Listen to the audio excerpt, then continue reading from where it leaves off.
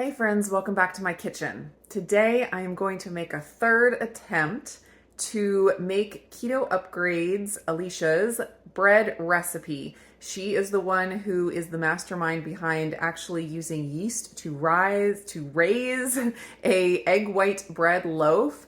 And she makes these egg white loaves and buns and things for her bakery. They look absolutely gorgeous. I have attempted the recipe twice now. The first time I made one change and I wasn't sure if the result I got was the result of making that change. So I decided to try to do the recipe as close as possible to the way she wrote it, which of course you should always do when you're following someone else's recipe. Don't take the easy way out like I tried to do. I went and I got the other ingredient that I needed to follow the recipe as written. I did that and I got a crazy result. I could not believe how shrunken and weird the loaf came out. So that was just totally crazy. I thought it was going to be better than the first loaf that I tried. It ended up being worse. So bizarre. Egg white bread just always has such a mind of its own. So anyways, I posted both of those videos. I will put both of those up in the cards. If you haven't seen those, you might want to check those out first. But Alicia commented on the first video and she gave some more really helpful tips. She's been making the bread now for at least 6 months, and so she's got a lot of experience. She bakes it for her bakery. So she has collected a few more tips to have the best chance of getting the recipe to turn out well. Again, it always has a mind of its own no matter what, but the more tips we can get to get as close as possible to perfect is good. So what I'm gonna do today is I'm going to make a third attempt, third time's the charm. And I am going to try to do the recipe as close to how she does it as possible. There are some differences that I can't really help at the moment. She uses a different kind of bread pan, which I don't have. I'd like to be able to do it in my own bread pan, not have to buy a new one. She says that she has a gas oven at home and she has a convection oven at the bakery, and she gave the time and temp for both of those. I have an electric oven, so it's a little bit different. I do have this one that's a convection oven, and I've been trying to decide. I think I'm gonna just go ahead and do it in my electric oven at 325, the same as she does in her gas oven, but just make sure I cook it until there's no more gushiness and it's cooked all the way through. So a couple more tips that Alicia gave to get the best result possible. She said to whip the batter as long as it takes to get a thick shaving cream-like consistency, and she said it can take up to like 15 minutes. So if you don't get a nice consistency by 5 or 10 minutes, just keep going. Also, she said that she has found that a good proofing temperature is between 100 and 105 degrees. I did 81 on my first loaf. I did 90 on my second, but I'm gonna bump that up to the 100, 105 and see if that makes a difference. She said that when it comes out of the proofing oven or dehydrator or whatever you use to proof your bread, the top should be like dried out and kind of hard and a little bit difficult to cut.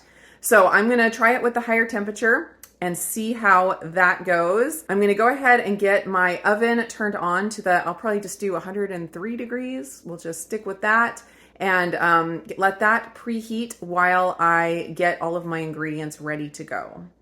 All right, I am going to hit proof. I have it on 115 because it'll take me a while to get my ingredients ready. I have the temperature on 100. I will go up to, wait, why isn't it working? Oh, you can only go up to 100 on the proof setting. I wonder, you can probably do on the dehydrate. I don't use this thing enough to be used to how it works. We'll see if I can go to 103 on the dehydrate. That works great. And I definitely don't need it on 8 hours. All right, we'll just do 120 and start. And if you do not have an oven like this or a dehydrator that you could fit a bowl into, you can use like on my oven here, when I have it turned on, some heat comes out of here. Like there's like a little vent right there. So you could like set your bowl right here. And Alicia says in her first video to make sure you're turning it so that one part isn't at the heat the whole time. You could also put your oven on, you could turn it on, like turn your oven on to any temperature for like 60 seconds, 30 seconds, something like that. Let it heat up and then turn it off. And then your oven will be warm and you can put your batter in there to proof. You just kind of have to play with it to find a temperature that's going to work. I've had a couple people comment and say that they use their microwave. They heat up their microwave, I think with some water to like get some steam in there and get it warm, and then put the loaf in there and it stays warm. You just have to make sure no one accidentally turns on the microwave because that would be bad. But there's lots of different kinds of ways to proof your batter. You just kind of have to play with it and see what's going to work in your kitchen. Since you've already seen me make this recipe a couple of times, I'll probably just turn on the time lapse here and get the batter going. I will go over the ingredients again real quick though. There's going to be 292 grams of warm water between 100 and 110 degrees. That's still sitting in my kettle over there. Then 9 grams of active dry yeast, which is the same as 1 packet or 2 1/4 teaspoons. 7 grams or 1 teaspoon of honey. 10 grams of whole psyllium husk, which is about 2 tablespoons. 100 grams of egg white powder, also called egg white protein powder or dried egg whites. As long as egg whites are the only ingredient, it should work. Allulose, she says you can use between 20 and 80 grams of allulose, which is 2 tablespoons to half a cup. Usually in my other bread recipes, I do 1/4 cup, and I like that amount of sweetness. So in this one, since she does give a range, I will go ahead and do the 1/4 cup. Half a teaspoon of salt, half a teaspoon of cream of tartar, and then 1/4 cup or 24 grams of the heavy cream powder, added at the end after the egg white mixture has whipped up.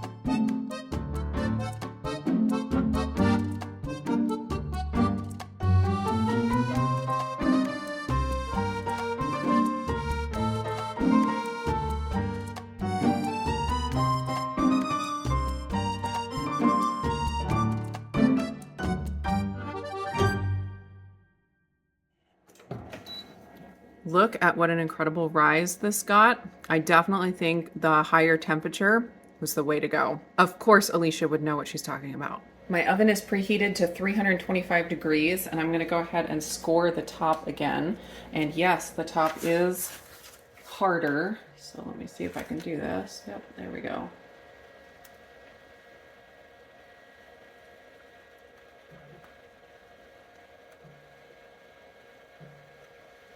All right, it got some little piece of ash from the oven on top. I want to get rid of it. There we go. Throwing this in for 35 minutes or until it feels all the way done. I cooked it for a full 35 minutes and it's feeling nice and firm. And look at how beautiful it turned out. My scoring worked. Of course, I still have to wait for it to cool to make sure it doesn't sink like my second loaf did. But so far I am super excited. Look at that texture. Man, that looks gorgeous. So I am gonna pull it out of the pan and peel off the parchment paper and let it sit and cool until it's all the way cool to the touch before I give it a slice.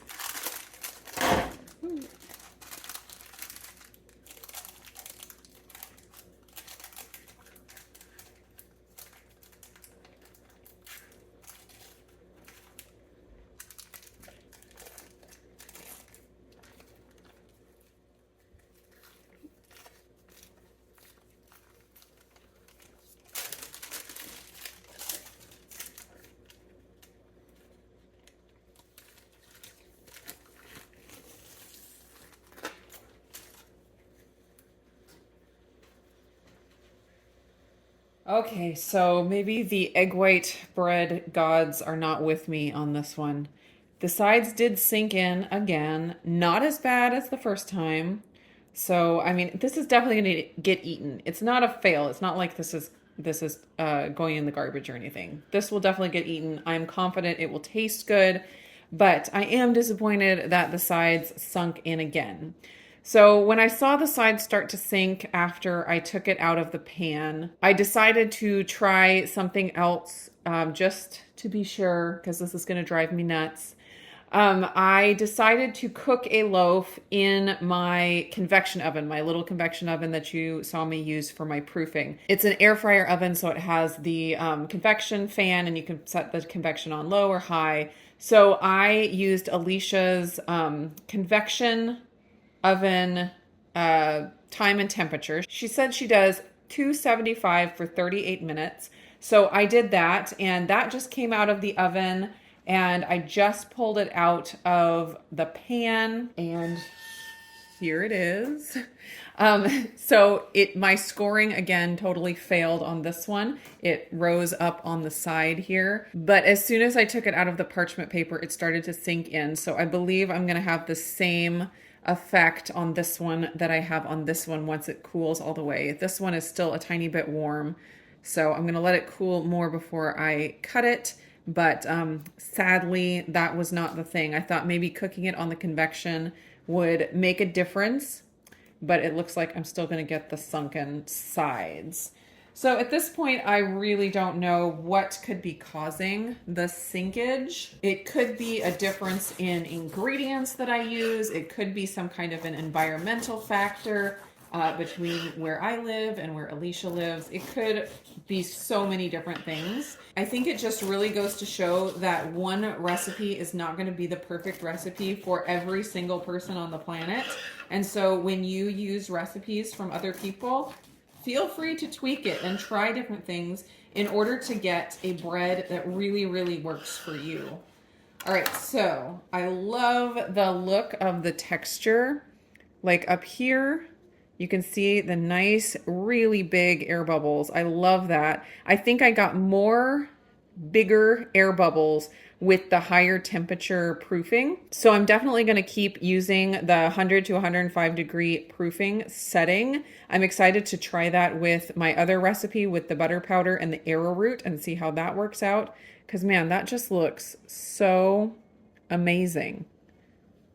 The crust is nice and, hard, and the inside is nice and soft. I'm going to taste it real quick. The taste is good. The yeasty flavor comes through. The texture of it just, feels like bread. So definitely tastes good. This loaf will be used. It is not a fail. It's not as beautiful as I had hoped, but it is still delicious. Look at that big air bubble in there. I think this bread would be great for like French toast because it does have all the bubbles in there, and it can really soak up, the egg and the milk mixture. I think that would be a great way to use this. I've had some people ask about how or what I do with failed experiment loaves, and there's a lot of things. Most of them still taste good, so I can just use it the way I use any regular bread. But I also do French toast. I can do like crouton type things. You can always dry the bread out in the oven or in a dehydrator and grind it up and use it as kind of like a flour breading. Wendy made her protein power flour originally, and she has used that for a few different recipes. I did one recipe using it, making a cookie mix that you could just add water to. It works really well in place of graham crackers. Like if you did a graham cracker crumb pie crust or something like that, it's really, really good. And then sometimes I just feed leftovers to the chickens, honestly. It is weird feeding them egg white bread, but it's actually really, really healthy for them to get all that protein back, and then they turn it into more eggs for me, so it always works out. I'll go ahead and slice this one. I expect the inside texture to be pretty similar to the first, but I'll just give it a quick slice just to see. Man, that texture is amazing. I love the tip of using the higher proofing temperature. I think that is going to be really key. I'm excited to try that in some other recipes.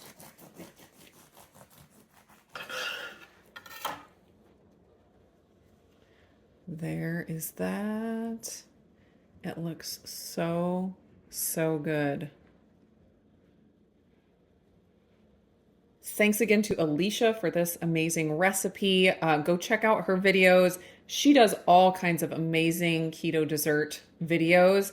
I am not a huge keto dessert person. I'm not good at it, and I don't eat a lot of keto desserts, so I haven't taken the time to get good at it. But if you need some like keto holiday baked goods, go check her stuff out. I saw a video pop up from her. It was an older video, but it was of like Christmas cutout cookies. I am planning on trying that for the holidays with the kids. So many incredible recipes. So definitely go check out her channel. Thanks so much for hanging out in the kitchen with me today, and I will just see you in the next video.